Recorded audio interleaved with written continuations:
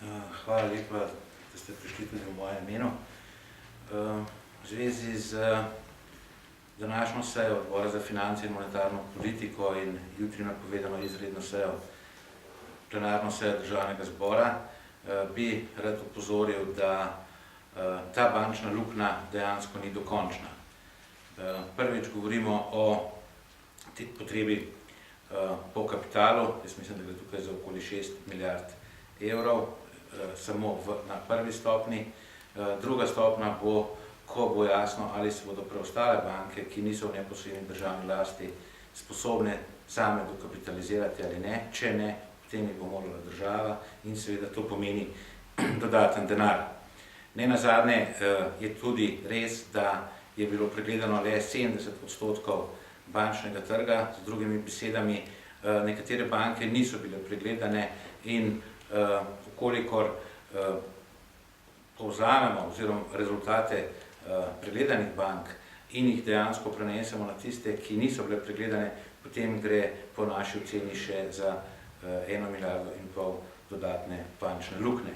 To seveda pomeni, da gre za izredno velike zneske v višini enega državnega proračuna, zneske, ki dejansko presegajo kratkoročno zadolževanje in ki dejansko presegajo tudi zmožnost prebivalstva, da bi v zelo kratkem roku plačale ta znesek oziroma to bančno breme. Zaradi tega mi ugotavljamo, da so ti zneski oziroma ta bančna luknja nastala predvsem pod krovom tako imenovanih državnih bank. Teh treh bank, o katerih govorimo največ, to je Nove Ljubljanske banke, Nove kreditne banke Maribor in Abanke.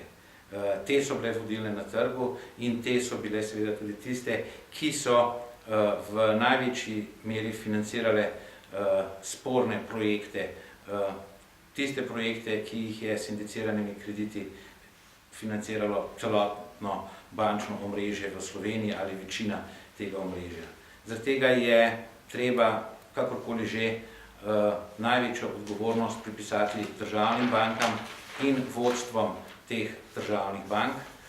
In tukaj seveda ugotavljamo, da je v zadnjih 20 letih dejansko imelo, da rečem, da je bilo vodstvo vedno postavljeno strani levih vlad. Skratka, če pogledamo za zadnjih 20 let vodstvo Nove Ljubljanske banke, potem lahko ugotovimo, da so predvsem leve stranke postavljale to vodstvo.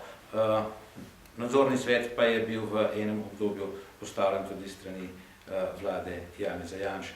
To seveda pomeni, da so se tudi menedžerski odkupi, iz katerih nastaja največja davčna luknja, financirali s temi krediti in da so jih seveda financirali ti isti ljudje in tukaj je šlo seveda za določene mreže. Zaradi tega dokapitalizacija ne pomeni že dokončne sanacije bank. Tukaj bo treba narediti zelo veliko na področju drugačnega upravljanja bank, drugačnega vodenja bank in drugačnega nadzora bank. In mi seveda upamo, da se bo to dejansko zgodilo in da bo prišlo do tudi veliko bolj preglednega vodenja, tudi do veliko bolj preglednega upravljanja in predvsem, da se bo odgovornost postavila na drugačne temelje. Žal poteka sanacija bank na podlagi zadolževanja Slovenije, ki je netransparentno. To, da se dejansko Ministrstvo za finance dogovori z enim ponudnikom oziroma kupcem državnih obveznic, to po našem mnenju ni sprejemljivo, ni pregledno in tudi obrestne mere so izjemno visoke, 4,85%. To mislim, da dejansko lahko gre za škodljivo pogodbo oziroma za škodljivo zadolževanje in mi seveda upamo, da bo Računsko sodišče čim prej pregledalo to zadolževanje in seveda na tej podlagi tudi ukrepalo.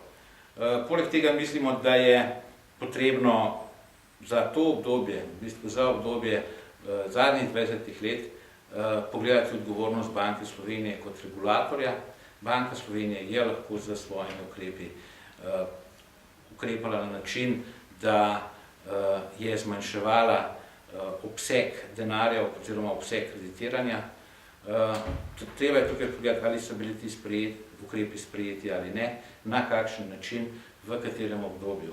Namreč na količino denarja vsekakor Banka Slovenije lahko ukrepa tudi preko Evropske centralne banke, od takrat naprej, ko smo v evroskupini. Mi predlagamo za jutri in seveda tudi za danes določene sklepe, in sicer sklepe, da se predvsem odgovori odgovornost nadzornih svetov, odgovornost uprav, odgovornost Banke Slovenije, tudi odgovornost lastnikov. Mislim, da tukaj ne moremo bežati pred nobeno odgovornostjo in dejansko morajo ljudje z imeni in priimki priti na dan, oziroma treba je ugotoviti, kdo so tisti ljudje, ki so odobravali nezavarovane kredite oziroma kredite, za katere se je že vnaprej vedelo, da ne bodo vrneni, ali je šlo tukaj za politične pritiske, prijateljske vezi, klientelistične povezave. Mi menimo, da se je nekaj kreditov ali kar veliko kreditov odobrilo na podlagi politično-prijateljskih povezav. Te povezave izvirajo še iz časa pred osamosvojitvijo in da v bistvu tranzicija tudi v bančnem sistemu ni uspela. Sklepi želimo zadolžiti vlado, da z ugotovitvami seznani državni zbor, v kolikšni meri je milijardna bančna luknja posledica načina privatizacije družbenega premoženja, ki so ga v večini oziroma večinsko izvedle elite zbrane okoli levih političnih strank. Poleg tega želimo, da nas vlada Republike Slovenije seznani z ugotovitvami, v kolikšni meri so se po osamosvojitvi Republike Slovenije v bančnem sistemu, tako na strani regulatorjev, kot na strani poslovnih bank, ohranile politično-poslovne in družinske povezave. Razkriti je treba odgovorne, tako tiste, ki so odobravali te kredite, tako tiste, ki so dejansko omogočili, da se odobrava te kredite, in seveda tudi tiste, ki jih kasneje niso vrnili. Vlada Republike Slovenije ne tudi zagotovi, da bo policija, tožilstvo in sodišča pregon in sojenje bančnega kriminala obravnavano kot najvišjo prioriteto in da bo o tem vsake 3 mesece poročala državnemu zboru. Tukaj je treba tudi zagotoviti preiskovalni komisiji državnega zbora, da dobi vse podatke, ki so potrebni za to, da se opravi naloga preiskave.